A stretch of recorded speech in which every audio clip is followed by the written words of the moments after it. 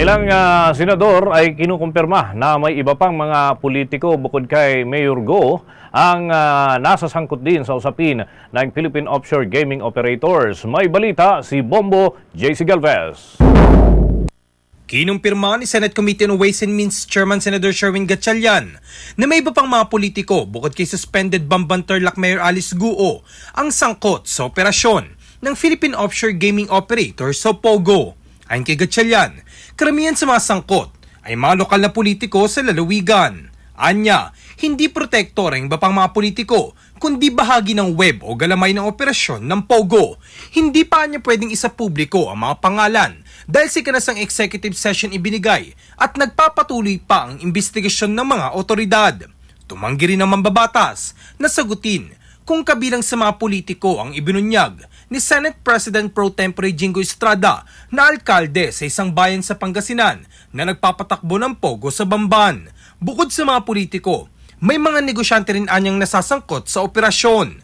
Inamin din ni Gatchalian na labis siyang kinilabutan sa mga natuklasan nila sa executive session kaugnay sa pagsisiyasat ng mga intelligence agencies sa nireid na POGO Hub. Ito ay nang kumpirmahin ng mga otoridad ang kaugnayan ng International Organized Crime Syndicate sa mga lokal na sindikato sa bansa.